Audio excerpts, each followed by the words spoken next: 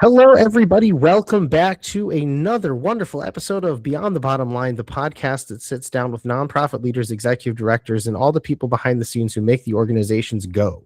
And this show is a really cool show because we sit down and give these people, these wonderful, wonderful people, the airtime that they deserve, and it really dive into their stories of why they got into this wonderful wacky world of nonprofits. And today's episode, we're sitting down with actually a very, very fun guest. She's a user of ours on GiveSuite. Her name is Heather Warner. She's the executive director of a nonprofit called GoPacks. And Heather and I connected through one of our mutual friends, consultants, Sarah Barton, who's also a partner of ours at GiveSuite. And we hit it off, and Heather has been rocking and rolling, and I love seeing the progress of her organization. I've been chasing her down, trying to get her on the show for a while since we launched it, and we're finally here. So this is going to be a really fun episode, and I'm looking forward to having the conversation. And before we dive into the show, don't forget to like and subscribe to this video podcast on our YouTube channel, Beyond the Bottom Line Show on YouTube. You'll be able to see this episode up on our website, as well as soon to be launched on Bravehearts TV, which is a new thing that we've just gotten into here at GiveSuite. And this show will be on all major streaming services on your TV. You just have to go to Bravehearts TV and you'll be able to see it. I'll put the link to that in the show notes. Before we dive in again, this podcast is also brought to you by GiveSuite, the all-in-one nonprofit system that helps your organization go, helps you elevate, accelerate, and make your organization thrive with all the tools you need built into one without having to pay a fortune for other things. So before we dive in, let's like and subscribe to the podcast. And Heather, welcome aboard. How are you? I am good. Thank you so much for having me today. Absolutely. And, I've been trying to chase you down to get you on for a while because I felt like we had a fun conversation. I remember like when we first met, we had a really good conversation, and I was excited to have you on as a user, and you took to it like water, and now we're here. So what's your deal? I am usually going a million ways and a million miles a minute in every direction. And so I apologize you've had to chase me, but I'm so glad to be here. I run a small nonprofit in Southeast Ohio, and we tend to dabble in a little bit of everything. So it's always interesting days at GoPacks. Nice. How did you get into the nonprofit world, and how did you get into GoPacks? Like, what was the idea behind it? GoPacks is the perfect example of be careful of what questions you ask. Lovely.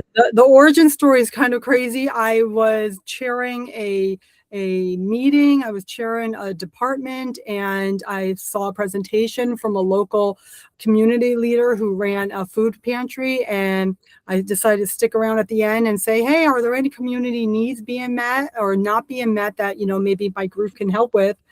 And fast forward 11 years, and here we are. We have a nonprofit that meets the need she recognized. We were told about food insecurity being a really very strong need, particularly affecting kids in our area. And so not my background. My background's actually design, but I did a lot of project management in my design time. So it just kind of naturally fell into place. And so what once started as a small mission project of a local church has become a standalone 501c3 that serves a county.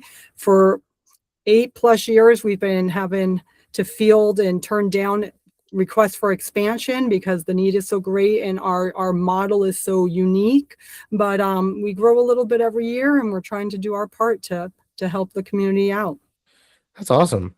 I mean, I hear what you're saying, that you asked the wrong question, and then fast forward, you run a nonprofit. So when you first started, when you asked that question, like what was going through your mind? Like what was like when and did you think that you were going to be 11 years down the road running this nonprofit, growing and scaling, and outgrowing what you originally thought? Right. No, not at all. I literally just thought I would be introduced to a little project that, a small group of people in my church could help assist in the community. I didn't really know what food insecurity looked like back then and what the need was. So no, the thing is, it's definitely where I'm supposed to be. It's just the way it has come together. I used to say that things were given to GoPacks on a silver platter. Now it's like things are just wrapped up with a bow on top. Any need that we need, we just keep working and focusing on our mission and working hard, and everything falls into place. So That's amazing. That's really, really amazing.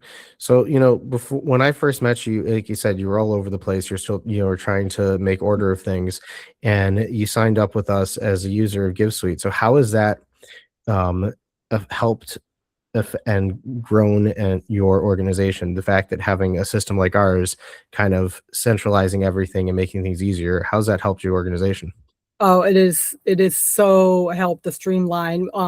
We grow so much. We actually just surpassed our highest enrollment number to date. We're 11 years old. We just passed our highest enrollment number, and by using GiveSuite, it does so many things. But the reason we found each other was because I needed a system that could take enrollment, can take intake, and automatically do all the background work for me. So I didn't have lag time between a family signing up for one of our programs and then actually getting the contact and then starting to get food delivered to them, and all of the connections to all the different community needs. So the fact that this is just like, I send someone there, they connect, they immediately get text to acknowledge that we know about them, that we're going to be reaching out. It tells me on my end what we need to do. It has just been amazing. We could not keep growing this way without having had some type of solution. And let me tell you, I looked for years for a solution like this, and I've tried so many other platforms, but there's so few that really cater to nonprofits. No, I appreciate that. I really do. A lot of our users have said the same thing. Like once they've dived into like the automations and the way that you can set things up and how malleable the system is, it has changed the way that they've grown and scaled. And I think it's really amazing because part of our whole goal is we want to create a system and a product that enabled organizations to do that, to grow and scale. And you just said you surpassed your largest enrollment that you've ever had in 11 years. And I am happy that we could be a part of that. No, it's been great because taking on that many students that quickly, there would have been too much lag time. And in our world, a lag time means someone is going without.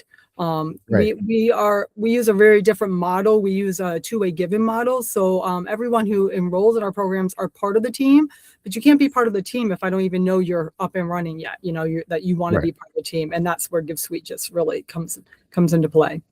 No, that's amazing.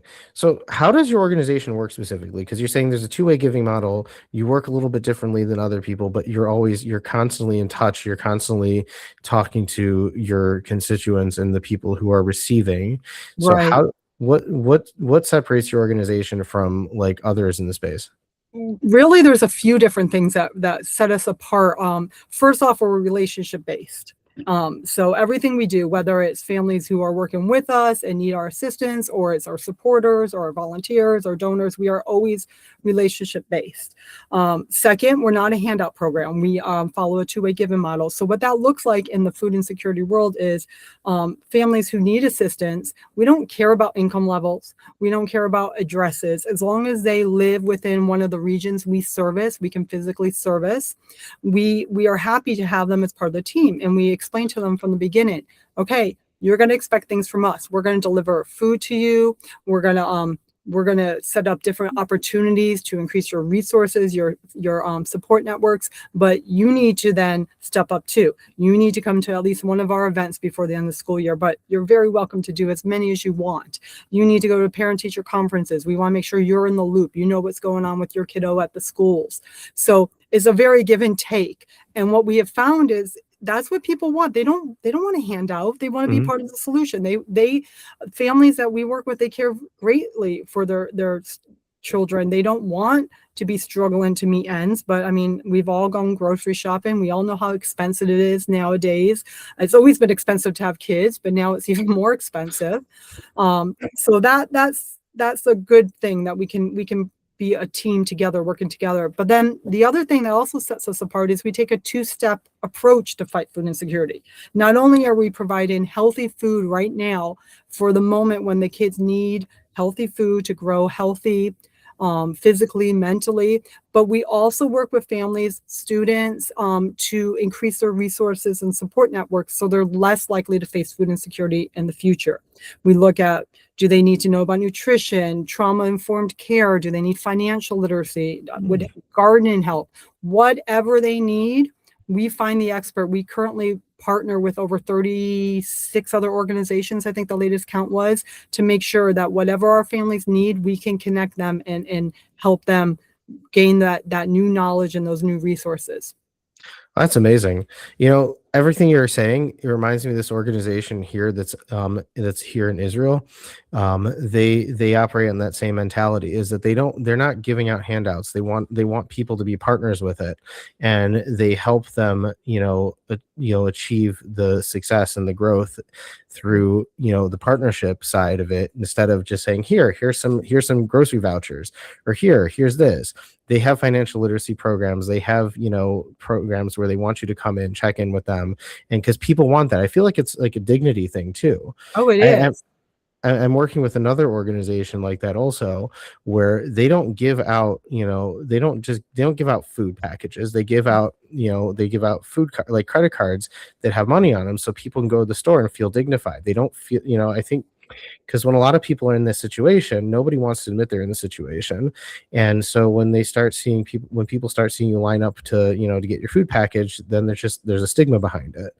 And I think what you're doing is amazing. Like, you go and giving the people their dignity, but also helping them get on their feet and educating them on how to, in a loving, caring way, sharing, caring, loving, and supporting way, not a, hey, you're kind of stuck, we're going to teach you how to not be stuck, but like that support. I think that's amazing. You're right. We all need help from time to time. That's kind of one of our big things, is that we all have something that we can give, and we all need help from time to time. And so that's really big for us.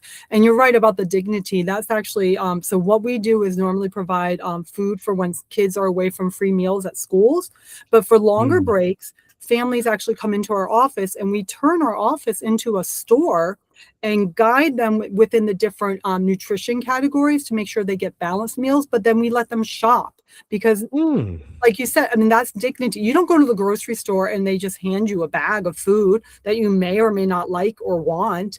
So when they come into our space, they can then choose what their family likes and needs, and work their way through. But by having us guide them in different categories, we're assured that they're getting a nice balanced mix of items.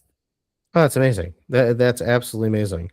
And how do people contribute to you? Do you guys have like a lot of in-kind donations? Do you have a lot of monetary donations? Like, what's the balance on that? Yes and yes to both. We honestly, monetary donations go better only because we've been called food snobs, and we're really picky about what food we distribute to kids. We're very mindful of the science out there, and we don't believe that just full bellies are healthy bellies. So we are very strict on things like sodium levels, and we use whole grains and sugar levels. So in-kind donations are always appreciated as long as they're within the realm of what we can give out. Otherwise, monetary donations are always greatly appreciated. No, it's amazing. That's absolutely amazing. And how many volunteers do you guys have, and how many people do you actually have working in within the organization? Right now, we have 2. Myself and one other. As far as volunteers, we annually, we probably are at anywhere between 150 to 200. We have a ton of volunteers. Like I said, we are all about community, helping communities. So we work closely with the 2 local colleges in our area. We work with businesses. We work with individuals. So anyone who wants to join the team is very welcome. Nice. Which colleges are in the area that you work with? Marietta College and Washington State College of Ohio. So we work with both. Oh, that's so cool. That is really, really cool. And the fact that you only have two full-time employees and everybody else is volunteers, that's really amazing. Yeah, and which is why you're always chasing me. Hey, listen, it's all good, it's all good. But when you first got into this, like, what was your trajectory into like starting this and then like kind of really becoming the executive director? I guess you started as the executive director, but like, what was your trajectory? So yeah, I started as I was chairing a committee that kind of launched the project, piloted it at one school, and less than a year later, I mean, it grew so quickly because the need was so great and the community support was so great that literally less than a year later, the church was like, okay, you're too big. You guys you gotta break off, become a 501c3, stand alone. And so with that, I immediately became the executive director, and it's been in the leadership position since. So we just celebrated last year our 10th. So we're hitting 11 years, actually 11 years this month. So yeah, I didn't know this would be where I went, but I'm very happy. I do love my job. I love my work, and I love to see the community growing. So That's awesome. That is really, really awesome. I mean, I'm just curious, like, what's one thing that stands out that you've accomplished over the past 11 years with the organization that's really, kind of keeps you going and motivates you? I think the collaboration, because it is so easy for, particularly in the social services areas, a lot of times you get a lot of silos, right? While everyone kind of does their own thing. And from day one, we have been very collaborative in spirit. We are very big, and we don't need to reinvent the wheel. Like, I Right. do not need to be an expert in financial literacy. I do not need to be an expert in nutrition. I just need to connect the right people I love together. it. I And love it. so that's what I'm probably most proud of, is that we can, whatever the need is that's presented to us, we can find an expert and fill that hole. We don't have to be like, no, sorry, we don't do that. We just do food. So that's I just love really it. I love it. I love it. No, that's really amazing. And I feel like I'm the same way with how we've built GiveSuite. It's all about building the relationships and connect, and not reinventing the wheel, but connecting other people and things in order to make something better. And I feel like a lot of times people like are very much into reinventing the wheel, right. and they overthink things, and it becomes too much. And I see this all the time with companies, with startups, with nonprofits, with everybody. Everyone's trying Yeah. to like reinvent the wheel, and it becomes too much. Yeah, we don't need to duplicate the services. I mean, if we just collaborate, we work together, even if there's parallel services, usually what we find are there's wait lists. So like, I Yeah, mean, one thing we usually say, even just with support, monetary support, is like, we like to share the love, right? Like, yeah. we know there's other great nonprofits in the area that also need grants and fundraisers to be supported and such. So, we just like to share the love, and it kind of goes with all of it. No, that's amazing. That's absolutely amazing. And this also goes back to the principle of caring, sharing, loving, and supporting. Right. Being there for everybody, caring, and making sure that you're doing the best job that you can do to be able to help the families you're helping and make sure everybody's aligned. Right. No, it's amazing. So as we wrap up this episode, I'd like to ask, I always ask this question: what piece of advice would you give to somebody who is looking to start a nonprofit, something particularly in the social services space, because that's your niche, that's what you do, and what piece of advice would you give to them in order to, be successful? Because you only get one chance to make a first impression. Right. So, Right. what would you say? Well, my advice is probably going to be contradictory to a lot of people, what they might think to give someone at the beginning, but my experience has proved otherwise. I would advise to don't say no all the time. Don't say, no, we're not big enough yet. No, I don't have enough time for that yet. What we have found by just saying yes within reason, right? Like within, like, yeah, I want to be part of this effort. I can't lead it, but I want to be part of that effort, or I want to be part of this group that's brainstorming. I find that saying yes is really how the collaboration just keeps falling into place, because even if saying yes without charging for something, maybe that's a model that some places make money using, but yeah, I'll do that for free. And you know what, maybe next time they're going to be able to send something our way, and it's just, we're all helping each other. So I know a lot of people are like, start small and stay small until you grow, Mm. but No, it's the we abundance say yes mindset. a lot. But this is why I love you. This is why I love working with you. It's the abundance mindset. Like, we're both on the same page. Like with GiveSuite, we've built it with the abundance mindset. Like, you've been using our system, and you see there's no caps to anything. You've just outclocked your entire like growth. and you haven't been dinged or charged for more contacts. Right. You're running all these automations, running all this SMS. You haven't been. It's the abundance mindset. It's that growth mindset that is really the key for businesses and nonprofits to really like scale. But when you start like saying, well, let's go, step by step, you have to go step by step, but Right. like you want to always have that abundance mindset. Yes. So I love it. I love it. And one more bonus question: What's your favorite tool inside GiveSuite? I love that I can click on any combination of contacts and then send a text right to them, because in the past I would have to create groups and this and that, and it was so cumbersome. I literally had a time said, screw it, I'm gonna do it on my own phone. So the fact that I can go in and click and send one message, I love that. That's amazing. Well, Heather, thank you so much for joining us on Beyond the Bottom Line. For everybody who wants to learn more about Heather, I'm going to put all her information on the page. It's going to be on our site. The video will be up on our YouTube channel, as well as on Bravehearts TV and other major streaming services. And if you'd like to connect with Heather, like I said, all her information will be on the site. And I will catch you guys on the next episode. Thank you so much. Absolutely.